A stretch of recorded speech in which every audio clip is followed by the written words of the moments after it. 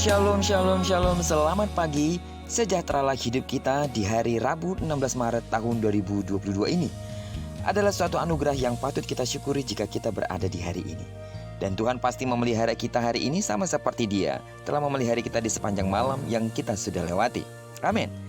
Baiklah, sebelum kita lebih jauh melakukan semua aktivitas kita hari ini, izinkan kembali Tuhan bicara melalui renungan kita hari ini. Dan kita akan melanjutkan renungan kita dari pembacaan Alkitab 1 hari 1 pasal dari bacaan 42 hari bersama Ayub. Baiklah, di hari ke-8 dalam pembacaan ini kita akan membaca kitab Ayub pasalnya yang ke-8, ayat pertama sampai dengan ayatnya yang ke-22. Judul perenungan kita pagi ini, terlalu tinggi untuk dipahami dan dimengerti. Sebagai pengantar renungan ini saya akan coba bacakan untuk kita ayatnya yang ketiga. Masakan Allah membengkokkan keadilan? Masakan yang maha kuasa membengkokkan kebenaran? Setiap proses pastilah sakit. Tetapi jika Tuhan yang memproses, rasa sakit itu tidak akan pernah salah. Hikmat Allah terlalu besar dan sulit untuk dimengerti.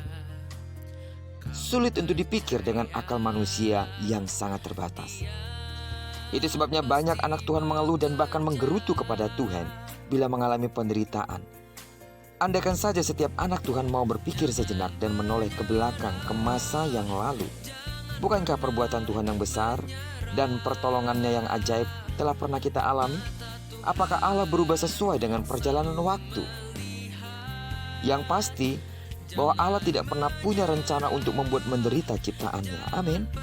Dan apapun yang Dia perbuat atas diri kita, tentu ada rencana yang indah dalam kehidupan, walaupun kita tidak mengerti sebelumnya. Seperti halnya apa yang dialami Ayub, dia mengalami penderitaan yang sangat dahsyat tanpa ada pemberitahuan atau tanda-tanda lebih dahulu dari Tuhan. Bukankah Tuhan sendiri mengakui bahwa Ayub adalah seorang yang saleh dan jujur, yang takut akan Allah dan menjauhi kejahatan? Apa yang kurang pada diri Ayub?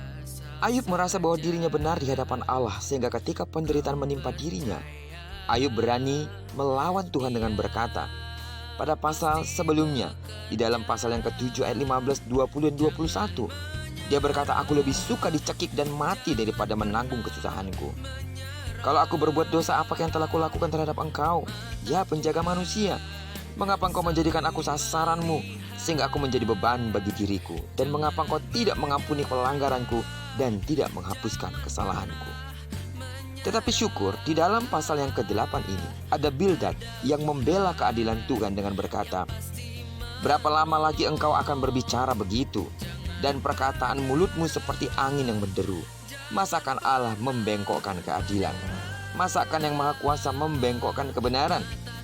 Tetapi kalau engkau mencari Allah dan memohon belas kasih dari yang maha kuasa, kalau engkau bersih dan jujur, maka Ia akan bangkit demi engkau, dan Ia akan memulihkan rumah yang adalah hakmu.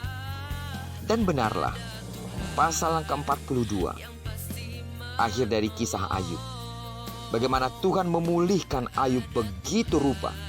Kehilangan yang dia alami berganti dengan sukacita yang amat luar biasa.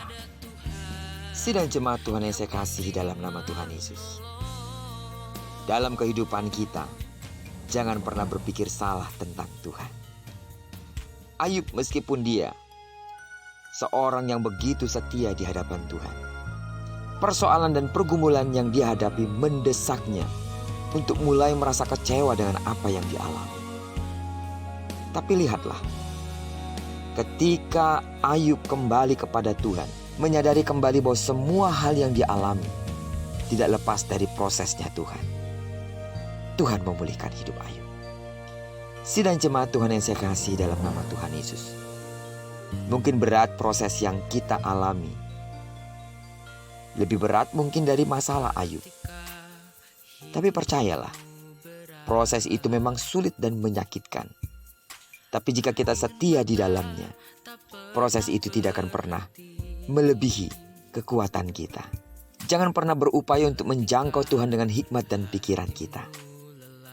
Hanya satu saja yang perlu kita lakukan. Percaya bahwa dalam kondisi sulit sekalipun, di sana ada tangan Tuhan untuk memberikan kita kemenangan dan menopang kita sampai pada akhirnya kita melihat dengan mata kepala kita sendiri Tuhan sungguh membela perkara kita.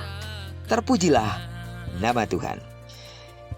Kiranya perenungan kita hari ini sekali lagi menyemangati iman kita, bahwa jangan pernah menyerah dan jangan pernah mencoba untuk memahami Tuhan dengan pikiran dan hikmat kita, karena itu akan percuma saja. Tetaplah bersemangat dan tetap pegang janji Tuhan. Dia melakukan yang terbaik di dalam hidup kita. Diberkatilah kita sepanjang hari ini dan digenapi firman yang berjanji bahwa apa yang dikerjakan tangan kanan dan tangan kiri kita dibuatnya berhasil. Kemanapun kaki kanan dan kaki kiri kita melangkah, di sana kemuliaan Tuhan akan dinyatakan. Amin. Tidak jemunya aku berdoa untuk sidang jemaat Tuhan yang sakit secara fisik. Dalam nama Tuhan Yesus, disembuhkanlah engkau sesuai dengan takaran imanmu kepadanya. Diberkatilah kita bersama dengan orang-orang kita kasih, serta bersama dengan orang-orang yang kita cintai dimanapun mereka berada.